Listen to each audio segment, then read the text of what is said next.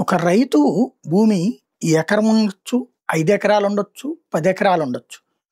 ఒక ఏరియాలో రూ. 4,00,000 ఉండొచ్చు, ఒక ఏరియాలో 40,00,000 ఉండొచ్చు, ఇంకో చోట 4,00,00,000 ఉండొచ్చు.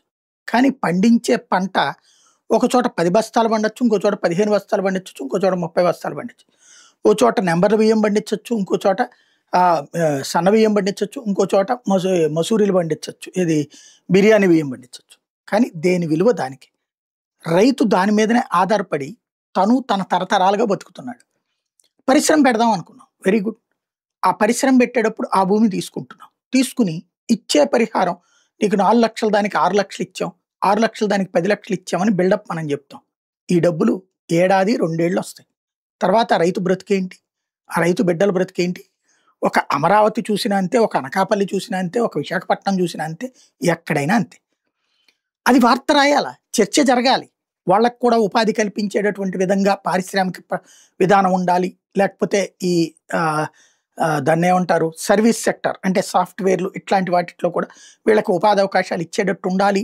అప్పుడు ఇది దీని మీద వచ్చే పరిహారంతో పాటు వాళ్ళ కుటుంబానికి ఒక పోషణ దొరుకుతుంది. కాబట్టి ఇష్టంలో తప్పు లేదులే అనుకోవచ్చు. కానీ ఇది ప్రాక్టికల్గా జరుగుతుందా? సొల్లి ఉపన్యాసాలు ఎక్కువ నడుస్తుంటే ప్రాక్టికల్గా వీధిని పట్టడం ఎక్కువ ఉంటుంది. కొన్ని చోట్ల పరిహారాలు కూడా ఏళ్ల తరబడి ఇవ్వనటువంటివి ఉన్నాయి. లేపాక్షి నాలెడ్జ్ హబ్ అన్నటువంటి పేరుతో రాజశేఖర రెడ్డి హయాంలో తీసుకున్నటువంటి చోట్ల భూములకి పరిహారం ఇవ్వలేదు, దుర్మార్గం చేశాడు అన్నటువంటిది రాసుకొచ్చింది ఈనాడు. చాలా బాగుంది అంతా. వాళ్ళందరూ ఇప్పుడు వేరే చోట్ల కూలీలకు వెళ్తున్నారు. కరెక్ట్. మరి తర్వాత వచ్చిన ప్రభుత్వం ఎవరు? రాజశేఖర రెడ్డి బ్రతికుండగా తీసుకున్నాడు, అతను మధ్యలోనే చనిపోయాడు. అతను 10 ఏళ్ళు ఉండుంటే కనుక ఖచ్చితంగా అతనిదే బాధ్యత అవుతుంది. ఆ తర్వాత వచ్చిన రోసయ్య ఎందుకు ఇవ్వలేదు? ఆ తర్వాత వచ్చిన కిరణ్ కుమార్ రెడ్డి ఎందుకు ఇవ్వలేదు? ఆ తర్వాత వచ్చిన చంద్రబాబు ఎందుకు ఇవ్వలేదు? ఆ తర్వాత వచ్చిన జగన్మోహన్ రెడ్డి ఎందుకు ఇవ్వలేదు? ఇప్పుడు మాత్రం ఎందుకు ఇవ్వట్లేదు?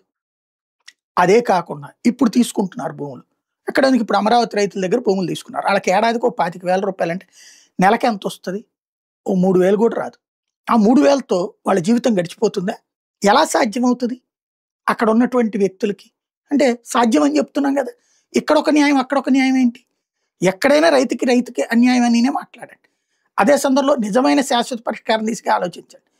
పోయేదే ఉంది మనకి అన్నట్టు, నాది కాదు కదా అన్నటువంటి విధంగా జనాలు ఉన్నారు. జనాలకి ఇది అవగాహన లేదు, దీని మీద ఎవడు చర్చించడు కదా అని మన ద్వారా మనం చేస్తున్నాం. కానీ నష్టపోయే ప్రతి రైతు కుటుంబ ఇంపాక్ట్ ఇవాళ రోజున, ఒకప్పుడు భారతదేశంలో ధాన్యాగారం కింద పేరు అమరావతి. ఇప్పుడు ఆ ధాన్యాగారం కాస్త పక్కకి వెళ్ళిపోయింది. అది పక్కన పెడదాం. దేశంలోనే స్వతంత్రం వచ్చిన తర్వాత ఎక్కువ వరి పంట పండేటటువంటి ప్రాంతం మనది ఆంధ్రప్రదేశ్. ఇవాళ నెంబర్ 1 అటు పక్కన ఉంది. ఉత్తరప్రదేశ్లో, తెలంగాణలో ఉన్నాయి. మనం కాదు, మనం 9వ స్థానంలో ఉన్నాం. మరి లోపం ఎక్కడుంది? అది కదా చర్చ జరగాల్సింది. మీడియా వక్రీకరణ మార్గాలకు పోయి, వక్ర మార్గాలకు పోయి, మాకు నచ్చినోడి శత్రువుని నాశనం చేయాలన్నంత వైపే తిరుగుతున్నంతసేపు ఆంధ్రాకి శాపం మీడియానే. అదే సందర్భంలో ఈ శాపాన్ని వరంగా మార్చుకుంటున్నాయి రాజకీయ పార్టీలు.